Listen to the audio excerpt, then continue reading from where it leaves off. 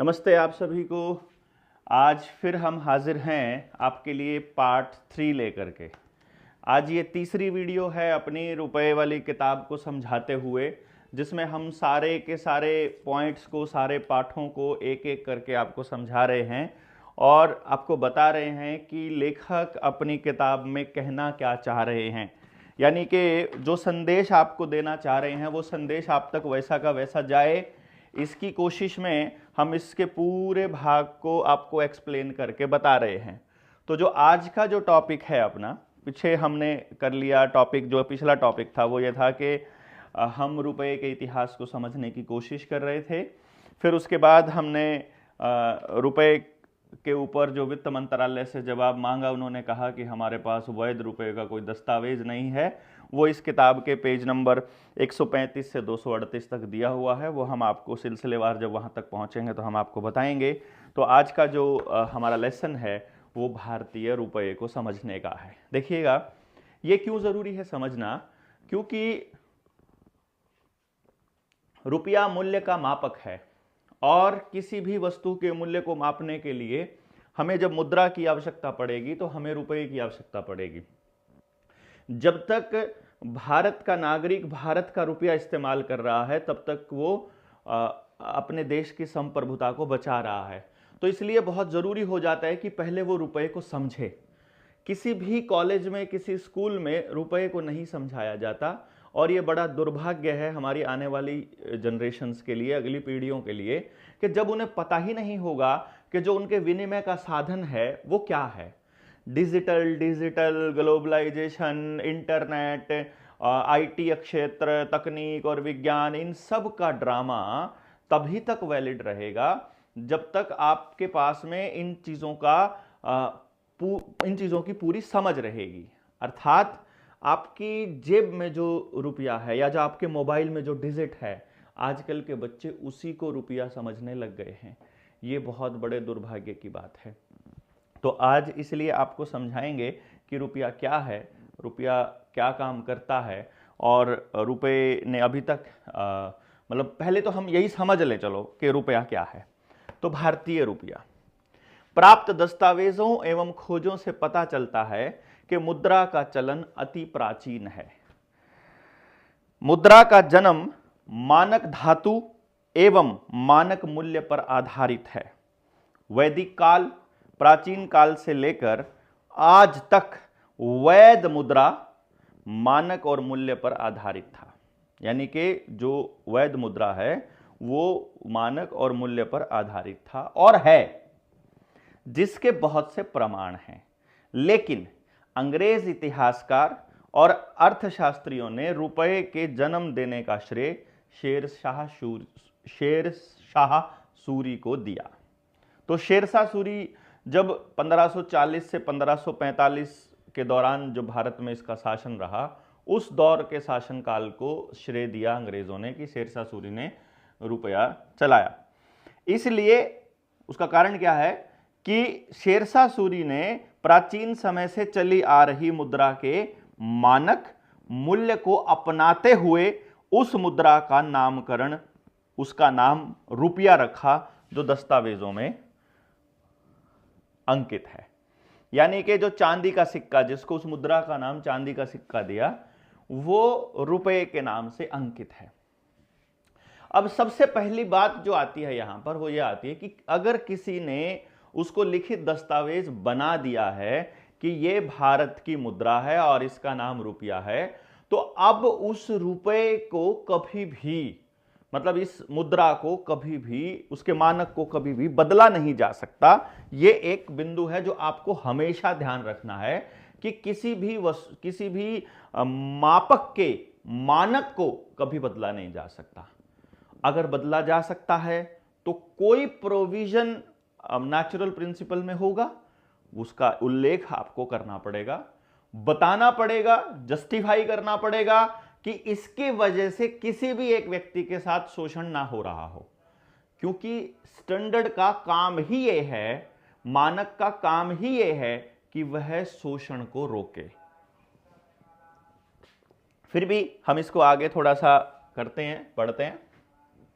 रुपये शब्द का प्रयोग रुपया शब्द का प्रयोग सर्वप्रथम शेरशाह सूरी ने भारत में अपने शासन के दौरान किया था 1540 से 1545। शेरशाह सूरी ने अपने शासनकाल में जो रुपया चलाया वह एक चांदी का सिक्का था जिसका भार मानक 179 ग्रेन था। 179 ग्रेन में लगभग 11.635 ग्राम यानी लगभग 1 तोला होता है। 1 तोले में 664 होता है। और मैं आपको बताऊं 1 ग्रेन का जो वजन होता है वो 64.8 मिलीग्राम होता है। जो ग्रेन है उसका जो वजन है वो 64.8 मिलीग्राम होता है। रुपए की बड़ी इकाई के रूप में सोने का सिक्का, देखो जैसे क्या होता है 1 रुपए का सिक्का है या 1 रुपए का नोट है, फिर 1-1 रुपए के 5 नोट लेके रखो तो बड़ी इकाई 5 रुपए का नोट हो जाता है। फिर 100 का नोट हो गया इसी तरह से, फिर 200 का 500 का नोट हो गया और 1000 का नोट भी था कि 1000 रुपए लेकर चलेंगे, उससे बढ़िया 1 नोट में 1000 रुपया। तो इस तरह से जो सिक्का ही उस टाइम पर रुपया था, तो एक जो छोटी इकाई थी वो चांदी का सिक्का था और जो बड़ी इकाई थी वो सोने का सिक्का था, यानी कि और जिसका वजन 1 तोला था, जिसे चलन में लाया गया उसे मोहर या 10 रुपए कहा जाता है। अब उस वक्त की बात जब ये हो रही है, उस वक्त चांदी और सोने की जो उपलब्धता है उसका अनुपात क्रमशः 10:1 है और जो कीमत है वह भी इसी तरीके से है कि सोने की जो कीमत है वो चांदी से 10 गुना है। तो जो सिक्का है उसकी चाहे धातु की कीमत की बात की जाए, चाहे उसमें उसका मानक रखा जाए, वो वही रहेगा, चाहे आपके पास सोने का सिक्का हो चाहे आपके पास चांदी का सिक्का हो। तो चांदी का सिक्का 1 रुपए के बराबर है और सोने का सिक्का 10 रुपए के बराबर है। सोने के सिक्के का नाम मोहर है, वो बड़ी इकाई है, लेकिन रुपया वही रहेगा क्योंकि सोना एक ऐसी धातु है जिसको स्टैंडर्ड के रूप में इस्तेमाल किया जाता है। तो असल मानक यही रहेगा 10 रुपया बराबर 1 तोला सोना। जो भारत में प्रथम बार सैद्धांतिक मुद्रा रुपए का जन्म हुआ, जो रुपए का वैध दस्तावेज है, लीगल टेंडर। अब आपको एक बात समझनी पड़ेगी, रुपए का जो वैध दस्तावेज है वो यही है और ये हमारे यहां अब आगे आओगे आपको सबूत मिलेंगे इसके सारे के सारे, चिंता मत कीजिए। रुपए से छोटी इकाई के रूप में तांबे का सिक्का चलाया गया जिसे दाम कहा जाता था। कालांतर में मुगल शासन के दौरान पूरे उपमहाद्वीप में मौद्रिक प्रणाली सुदृढ़ करने के लिए तीनों धातुओं के सिक्कों का मानकीकरण किया गया, उनका स्टैंडर्डाइजेशन कर दिया गया। शेरशाह सूरी के शासनकाल के दौरान आरंभ किया गया रुपया आज तक प्रचलन में है। यानी कि यदि आपके पास आज भी शेरशाह सूरी के समय का रुपया आपके पास हो तो उसको अभी तक भी इनवैलिड या इलीगल नहीं किया गया है। अर्थात उस वक्त के 10 रुपए का अगर सिक्का आपके पास है शेरशाह सूरी का, तो वो एक जो सिक्का सोने का अगर आपके पास होगा तो उसे बैंक में अगर आप आज लेकर के जाओगे तो वो 10 रुपए में लिया जाएगा, वो आज भी चलन में है। तो यानी कि आपके जो 10 रुपए की कीमत है वो वही है जो उसके सोने के सिक्के की है। अब अगर आपको यह बात समझ में आई है तो अब आपकी ये ड्यूटी बन जाती है कि आप अपनी बैंक, अपनी सरकार, अपने नेता, अपने अधिकारी, अपने वित्त मंत्रालय, अपने प्रधानमंत्री, किसी से भी आपको यह पूछना पड़ेगा कि क्या यह बात सच है या झूठ है। उनका जवाब आपको बताएगा। देखो वो कह देगा वो चलन में, वो तो कब के बंद हो चुके, वो तो आउट ऑफ यूज हो गए, अब उनको कौन रखता है, ये सब अलग बातें हैं। बात है मानक की। क्या ये बात सच है कि आज भी अगर आपको शेरशाह सूरी के समय का सिक्का अगर मिल जाए उसकी कीमत आज भी 10 रुपया ही है, सोने का सिक्का यदि मिलता है, और अगर उसकी कीमत 10 रुपया है तो फिर मेरा 10 रुपया भी तो उसके बराबर है ना। यानी जो आज 10 का नोट आपके पास है, इसको आप समझिएगा इस तरह से। अंग्रेजों के आने से पहले तक एक मोहर जिसका वजन लगभग 1 तोला शुद्ध सोना था, जिसकी कीमत मूल्य 10 रुपए था। तो ये उस टाइम का हुमायूं के टाइम की मोहर का हमने एक्सप्लेन किया है किताब में, बहुत स्पष्ट है ये। अगर आप इस किताब का ये पेज देखेंगे तो इसमें बहुत ही साफ है, ये डिजिटल प्रिंट है, इसमें कहीं भी आप देखेंगे इसमें बहुत सफाई से प्रिंटिंग की गई है। वो जो बात मैं पिछले कर रहा था वो ऑफसेट प्रिंटिंग में ये दिक्कत आती है, क्योंकि दस्तावेज हमको मतलब स्कैन किए गए हैं, पहले तो वहां से फोटो स्टेट करी गई, वो फोटो स्टेट को फिर स्कैन किया गया, फिर स्कैन कॉपी को प्रिंट में लगाया गया, और वो भी ऑफसेट प्रिंटिंग से, तो उसमें थोड़ी सी एक दिक्कत उस प्रिंटिंग की आएगी, अदरवाइज ये बिल्कुल साफ ही इसके अंदर है। अंग्रेजों द्वारा भारतीय सैद्धांतिक मौद्रिक प्रणाली का अंत। देखो भाई, उस टाइम पर अंग्रेज अगर कर पाए तो उसका कारण या तो यह था कि भारतीयों को पता ही नहीं चला, या उसका कारण था कि भारतीय कमजोर थे, या उसका कारण था कि भारतीय संगठित नहीं थे, या कोई भी कारण रहा हो, हम उन कारणों पर नहीं जाएंगे, लेकिन उन्होंने गलत किया। और भारत में जब उनके जाने के बाद हमारी सरकार बनी, या हमारे लोग जब गद्दी पर बैठे और उनको निर्णय लेने का अधिकार मिला, तब उनकी ये पहली ड्यूटी बननी चाहिए थी कि जो जो वो भारत की प्रणाली के अंदर, व्यवस्था के अंदर गड़बड़ कर कर गए हैं, उस गड़बड़ को सुधारा जाए, उस गड़बड़ को ठीक किया जाए, और वापस उसी तरीके से हमारी व्यवस्था बनाई जाए जिसमें किसी का भी शोषण ना होता हो। असल में तो हमारी यही ड्यूटी बनती है। यदि उन्होंने नहीं किया तो ये उनकी गलती थी, और यदि अब पता लगने के बाद आप इस दिशा में काम नहीं करते हैं, चाहे कुछ भी कीजिए, मैं ये कह रहा हूं, वैचारिक तौर पर अपनी डायरी लिखिए ताकि आपकी अगली पीढ़ी को पता चले, आप पेजेस में नोट्स बनाइए, आप अपने फेसबुक पर लिखिए, आप अपने यूट्यूब पर वीडियो बनाइए, आप अपनी बातों को रखिए, आपकी बात हो, वो मेरी बात ना हो, वो किसी संगठन की बात ना हो, वो जनता की बात बन जाए। इसलिए जितने साथी इस वीडियो को सुन रहे हैं और जो सुन रहे हैं, जहां भी आपके साथ या आपके साथ नहीं, किसी के साथ भी अगर अन्याय हो रहा है, आपको बोलना पड़ेगा। और यदि कोई कहता है कि तुम कौन हो बोलने वाले, तब आपको बताना पड़ेगा कि भारत के संविधान ने हमारे को 51 धारा के अंदर हमको प्रोविजन दिया है संविधान के अंदर कि भाई हम लोग अपने मतलब संविधान ने हमको दिया है कि हम देश में चल रही किसी भी गलत गतिविधि का जो भारत की संप्रभुता को नुकसान पहुंचाती हो उसका विरोध कर सकते हैं, बल्कि हमें करना चाहिए, ये हमारे मौलिक कर्तव्यों में आता है। तो आपको ये बात हमको ध्यान रखनी पड़ेगी। अब ये इसलिए समझना जरूरी है कि देश पहले किस पोजीशन पर था और आज किस पोजीशन पर है। इसके अंदर जब आप इस किताब को, जिसके पास ये किताब है, अगर आप पढ़ेंगे तो इस किताब के अंदर हमने ये मेंशन किया हुआ है कि मैं आपको पेज नंबर भी बता देता हूं, पेज नंबर 126, पेज नंबर 126, ये देखिए 126 से लेकर के और पेज नंबर 134 तक हमने ये एक्सप्लेन किया है कि भारत की अर्थव्यवस्था किस तरह की थी उस वक्त जब अंग्रेज आते हैं तब। अगर आपको ये साफ दिखाई दे रहा हो तो मैं ये दिखा रहा हूं, ये जो कलर है ऊपर केसरिया रंग है, ये हमारे भारत की अर्थव्यवस्था है।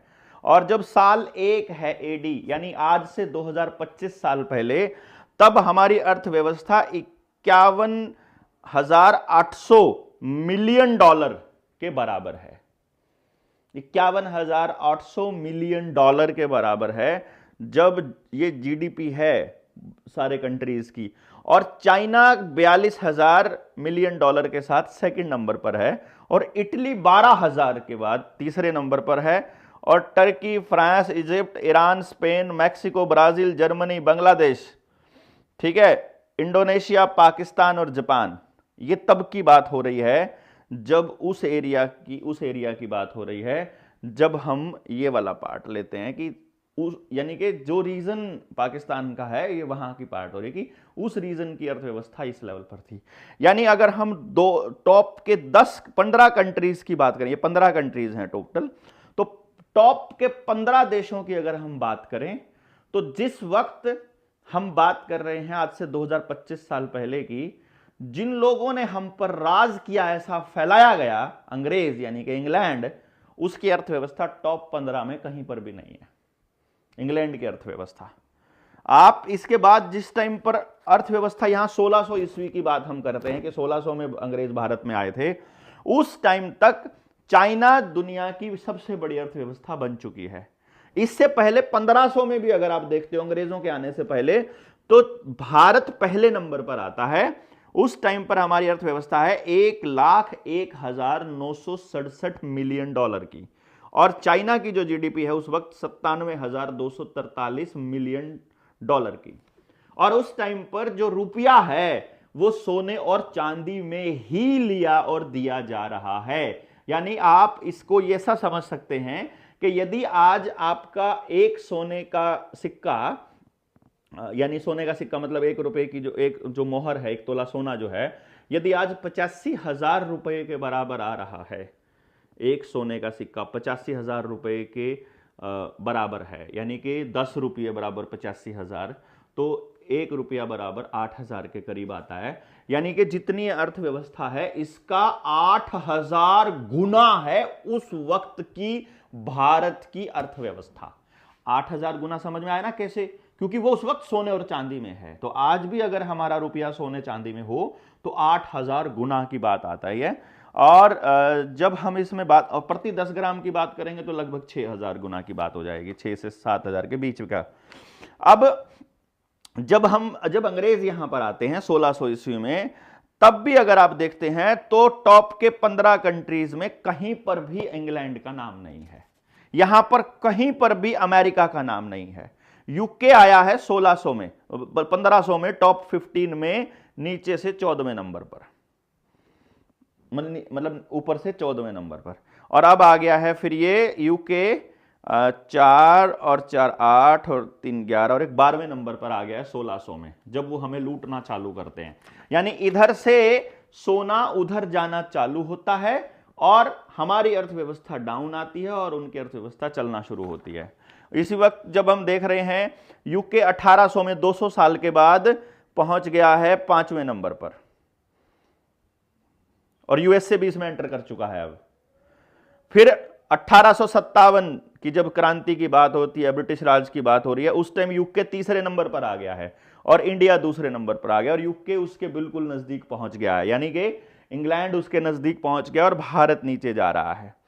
और उसके बाद 1857 में हो गया। अब जब पेपर करेंसी एक्ट आता है 1882 में, जब रुपए को तोड़ा जाता है और सोना ट्रांसफर किया जाता है, 15 रुपए की एक मोहर बना दी जाती है। पहले 10 रुपए की एक मोहर थी, और जब 15 रुपए की एक मोहर बना दी जाती है 1882 में, तो 1889 में उस टाइम पर अगर आप देखो कि भारत तीसरी व्यवस्था 3रे नंबर पर पहुंच गया है और 2रे नंबर पर यूएसए अमेरिका आ गया है। अब आप समझ लीजिए, जो अमेरिका कहीं भी नहीं था, जो इंग्लैंड कहीं भी नहीं था, वो ऊपर जा रहे हैं और भारत की अर्थव्यवस्था नीचे जा रही है। इस पूरी की पूरी इसी चीज को फिर हम आरबीआई के दस्तावेजों से मैच करवाएंगे, जो आपको और दस्तावेज भी मैं आपको दूंगा इसके अंदर। हमने और रिसर्च भी खूब करी है इस किताब के बाहर भी, संजीव शर्मा जी ने इसके ऊपर खूब काम किया है। तो जो बुलियन रखी जाती हैं, जो वहां पर फॉरेन करेंसी रखी जाती है, जिसको विदेशी मुद्रा भंडार कहते हैं, फॉरेन रिजर्व जिसे बोला जाता है, वो जब आरबीआई में रखा जाता है, सोने को कम कर दिया जाता है, उस वक्त अर्थव्यवस्था किधर से किधर मोल्ड होती है, कहां जा रही है, यह आपको मालूम पड़ता है। जब इस पूरी प्रक्रिया को जब आप समझेंगे, तब आपको मालूम पड़ेगा कि आप अगर नजर नहीं रखेंगे देश दुनिया की गतिविधियों के ऊपर, तो आपका पैसा भी खाली हो रहा है, आप भी गरीब होते जा रहे हैं। पहले ऐसी दिक्कत नहीं थी कि आपके गांव में प्रत्येक व्यक्ति कर्जदार हो और आपके घर की नीलामी की पोजीशन पर पहुंच गया हो और सबके ऊपर उनकी प्रॉपर्टी से ज्यादा कर्जा हो गया हो। ये सिचुएशंस पहले नहीं होती थी, और इस सिचुएशंस तक आने में सबसे बड़ा रोल रुपए के कूटकरण का रहता है। ये आपको मालूम पड़ना चाहिए। ये मैं इसीलिए आपको बता रहा हूं कि मानक की लड़ाई बहुत बड़ी लड़ाई है, और अगर आप इसको समझो, ये सबसे सच्ची लड़ाई है। और इसके बाद आप अगली पीढ़ियों के शोषण को रोकना चाहते हो, तो इस लड़ाई में आपको पार्टिसिपेट करना ही पड़ेगा, आपके पास कोई दूसरा ऑप्शन नहीं है।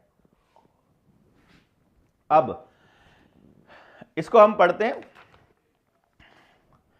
जब ये आपके साथ में अंग्रेज ठगी शुरू करते हैं, अंग्रेजों ने जब सैद्धांतिक मौद्रिक प्रणाली का अंत किया है, पेज नंबर 21 तक हम लोग पहुंच गए हैं। यह ये तो हो गया, अंग्रेजों द्वारा भारतीय सैद्धांतिक मौद्रिक प्रणाली का अंत कैसे हुआ।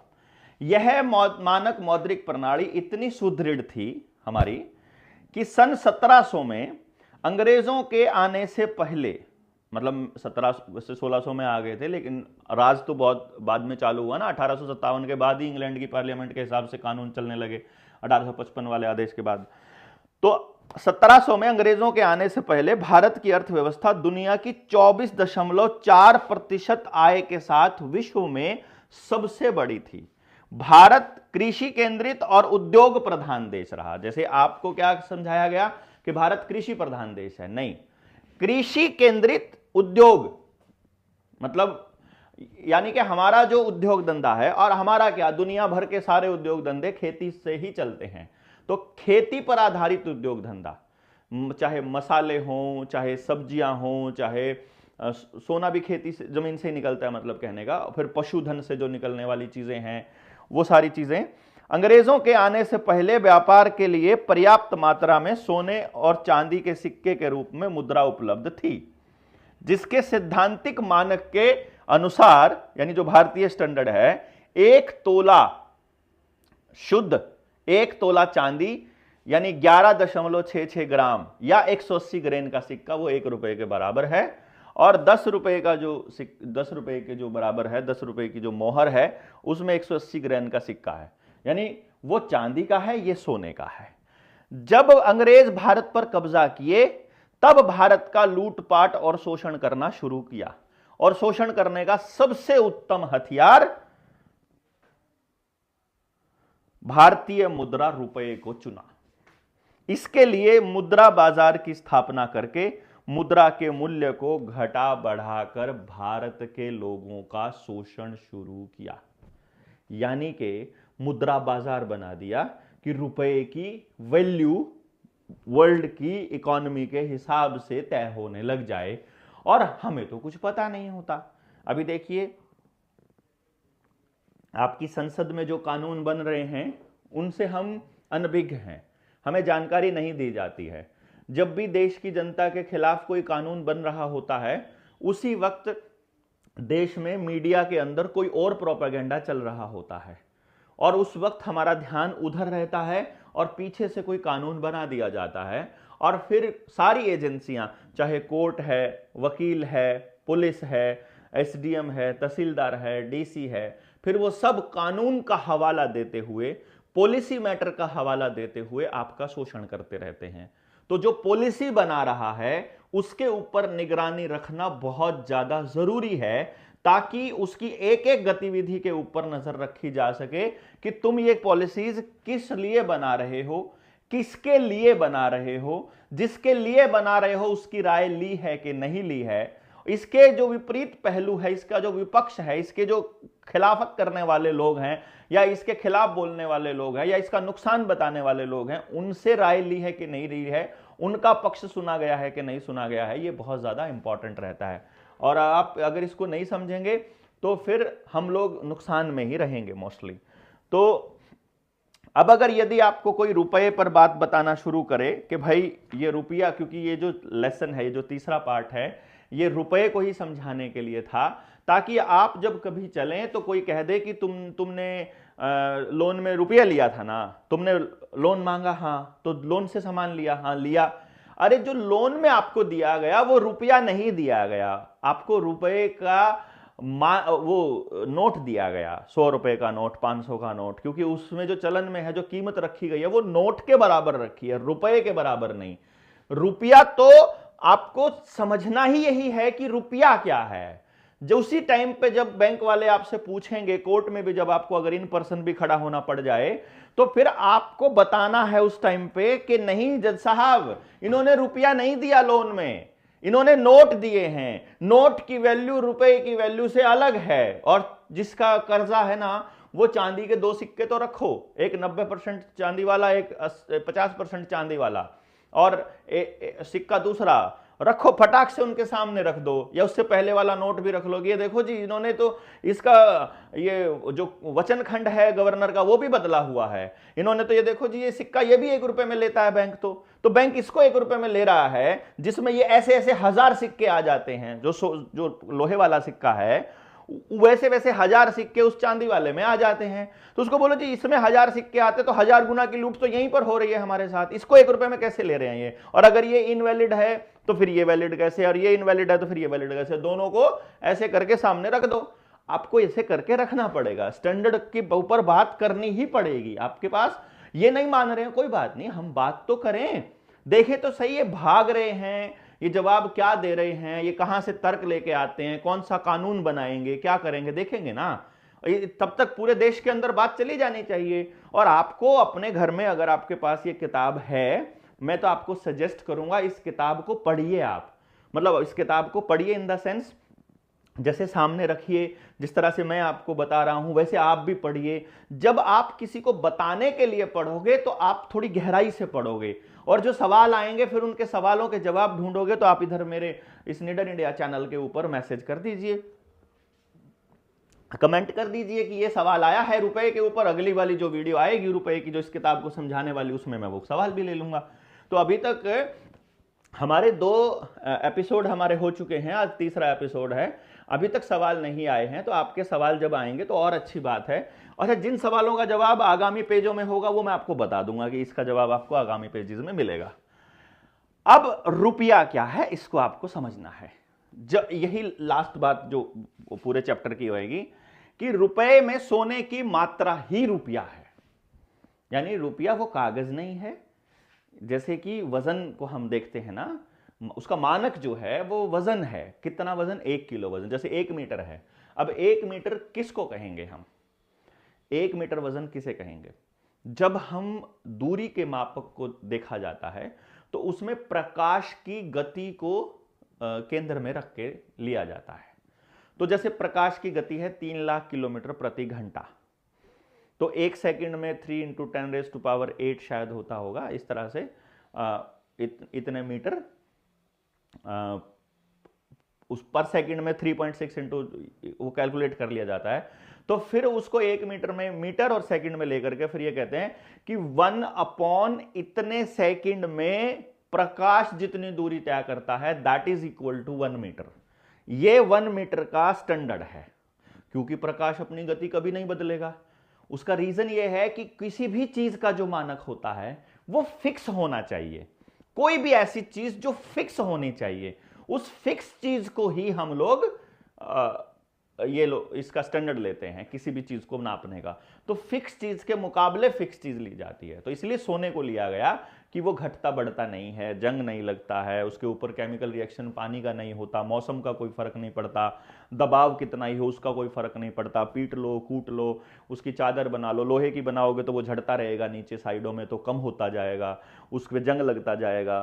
तो ऐसी कोई धातु जैसे वो कह रहे हैं ना कि सोने को इसलिए हटा दिया गया कि सोने की मात्रा कम थी। अरे भाई, लूट हो रही है इसलिए कम आपको दिखाई दे रही है। आप इतने ग्राम से ज्यादा सोना नहीं रख सकते। ये ड्रामा सरकार ने इसलिए किया कि आप कभी भी अमीर ना बन सको, कभी भी आप समृद्ध ना हो सको, क्योंकि सोना ही एकमात्र पैमाना है आपकी अमीरी का, और कोई पैमाना नहीं है।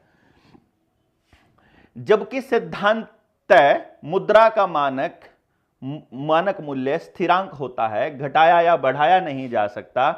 ठीक उसी प्रकार जैसे भार की मापक किलोग्राम, दूरी की मापक फीट, समय की मापक मिनट इत्यादि मापकों के मानक स्थिरांक होते हैं, उसी प्रकार भारतीय मुद्रा रुपए की जो मूल्य की मापक है, इसकी मानक मात्रा और मूल्य भी स्थिरांक होगा। इसके पार्ट आपको समझने हैं। सबसे पहली बात, मानक मात्रा को ही रुपया कहा जाता है, जो मूल्य मापने का बाट है। मानक मात्रा ही ज्ञान विज्ञान या सिद्धांत है। मानक मात्रा ही लोक कल्याणकारी अवधारणा और नैसर्गिक न्याय है। नैसर्गिक न्याय जो फंडामेंटल और जो यूनिवर्सल लॉ है, जो जस्टिस है, वो यही है, नेचुरल जस्टिस इसको हम कहेंगे। मानक यानी स्टैंडर्ड मात्रा ही उत्पादन का स्रोत व सेवा की प्रतिस्पर्धा है और मानक मात्रा ही आर्थिक आजादी और सर्वांगीण विकास है। अब इस बात को जब आपको समझ में आ जाएगा तब आप कहीं भी बोल सकेंगे कि रुपया असल में क्या है, जिसका मूर्त रूप सोने की मानक मात्रा है, जो नैसर्गिक सिद्धांत है, नेचुरल प्रिंसिपल जिसे हम कहेंगे, जो अर्थशास्त्रियों के शब्दों में अपने आप में कुछ नहीं, यानी मनी इज ना, वो कहते हैं मनी तो क्या, कुछ भी नहीं, वो उसको उस लेवल तक लेकर जाना चाहते हैं कि मनी कुछ भी ना हो, यानी वो डिजिट तक लेकर जाना चाह रहे हैं। आपको लगे कि भाई जीने के लिए सिर्फ डिजिट चाहिए होते हैं, इतने डिजिट मेरे पास पड़े हैं, मैं आपको यही तो बता रहा हूं, जब डिजिटल भारत बनाया है, जब इन्होंने डिजिटल इंडिया बनाया है, तो बेसिकली ये क्या करना चाह रहे हैं, आपको यूनिवर्सल बेसिक इनकम पर लाना चाहते हैं और प्लस सोशल सिक्योरिटी सिस्टम में लाना चाहते हैं। और उसका जो तरीका रहेगा वो सोशल क्रेडिट स्कोर रहेगा, यानी आप सबको कर्जदार बनाकर क्रेडिट स्कोर बना देंगे आपका। क्रेडिट स्कोर के ऊपर भी एक अलग से वीडियो हम बनाएंगे। तो यह परिकल्पना बता रहे हैं, साध्य नहीं साधन है जो संपत्ति के बदले संपत्ति की कीमत के रूप में विनिमय करती है, और मुद्रा के रूप में हजारों वर्षों से चली आ रही है और आज भी उसकी विश्वसनीयता कायम है, केवल स्टैंडर्ड वाली मुद्रा।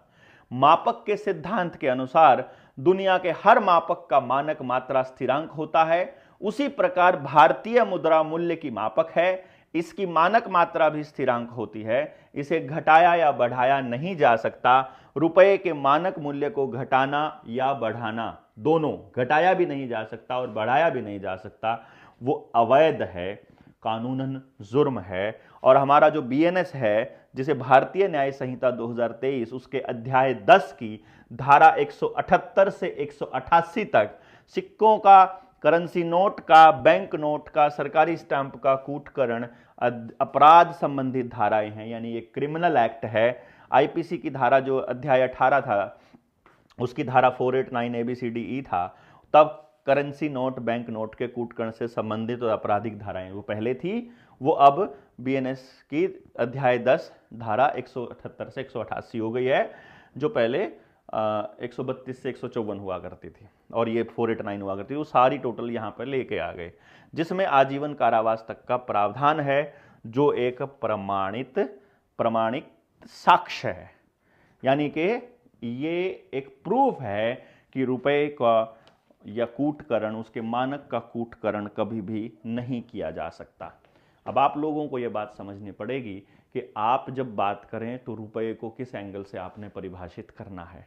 ये बहुत ज़रूरी है ताकि आप आने वाली पीढ़ियों को अपनी इस शोषण से बचा सकें, आप उनके लिए लड़ाई लड़ सकें, आप उनको समझ दे सकें। तो अपने घर में जब आप इस किताब को पढ़ेंगे और आपके बच्चे जब आपको बोलते हुए सुन रहे होंगे, तब उनको भी मालूम पड़ रहा होगा कि उनके साथ बहुत बड़ी ठगी हो रही है, बहुत बड़ा शोषण उनका हो रहा है। उस शोषण से बचने के लिए आपको पूरे गांव को जागृत करना पड़ेगा, जगाना पड़ेगा। 200 लोगों की टीम हम तैयार कर रहे हैं, जो पूरे देश के अंदर, अभी फिलहाल हरियाणा को टारगेट लेके हम कर रहे हैं कि पूरे हरियाणा के हर गांव में जो अपनी टीम बना दे, जिसका एग्जाम्पल लेकर के, जिससे सबक लेकर के पूरे देश के हर गांव के अंदर एक टीम बने, जो कि इस लड़ाई के अंदर बड़ा अपना रोल अदा कर सके, जो समझा सके, जो टॉर्च बेरर का काम कर सके, जो एक तरह से रोशनी दिखाने का काम कर सके इस अंधकार के दिनों में, जो बता सके कि आपके साथ में क्या क्या ठगियां हो रही हैं। पहले इनको तो समझ लो। जिन लोगों को यही पता नहीं लग रहा है कि उनके घर में रखी हुई मशीन, नई नई चीज़ें जो आ रही हैं इलेक्ट्रॉनिक की, ये सब उनके हो सकता है आने वाले टाइम में मौत का कारण बने। क्योंकि ये जितनी भी मशीनें हैं जो आजकल डिजिटलाइज, मतलब सारी इलेक्ट्रॉनिक हो रखी है, एक आसमान में एक बड़ी सी EMP, इलेक्ट्रोमैग्नेटिक पल्स आएगी और सब चीज़ें धड़ाम धड़ाम धड़ाम धड़ाम धड़ाम से ख़त्म हो जाएंगी, सब कुछ इलेक्ट्रिक ख़त्म हो जाएगा। तो किसी दिन इंटरनेट पे आपका वायरस आएगा और आपका सारा का सारा पैसा खत्म हो जाएगा, जब डिजिट में जो रखा हुआ है। मान लो इधर से पैसा खत्म हो जाए, इधर से इलेक्ट्रॉनिक का सामान खत्म हो जाए, जितनी इलेक्ट्रिक गाड़ियां हैं, जितनी गाड़ियों के अंदर अब नए जो गाड़ियां हैं जिनमें इलेक्ट्रॉनिक सिस्टम लगा हुआ है, वो सारी की सारी रुक जाएंगी।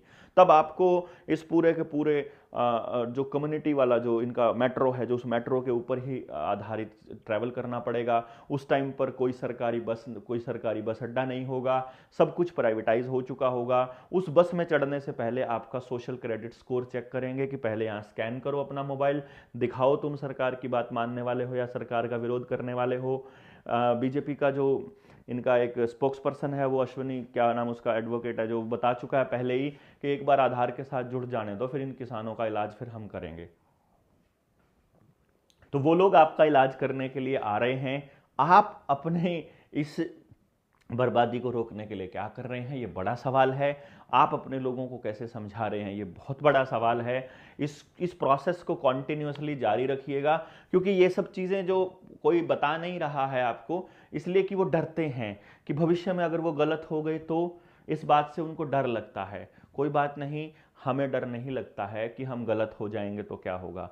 देखिए, आदमी गलती का पुतला है। आज जो सिचुएशन हम देख रहे हैं वो 100% इन बातों की तरफ इशारा कर रही है जो मैं कह रहा हूं, और यदि आप इन बातों को नहीं समझेंगे तो फिर आप ही का नुकसान है, आपकी ही अगली पीढ़ियों का नुकसान है। ये तीसरा पार्ट हमारा खत्म हो गया है, चौथा पार्ट लेकर के हम आपके सामने फिर आएंगे। तब तक आप इस किताब को पढ़िए और इससे संबंधित सवालों को इकट्ठा कर लीजिए, फिर हम सभी सवालों का जवाब आपको एक साथ देने वाले हैं। बहुत बहुत धन्यवाद।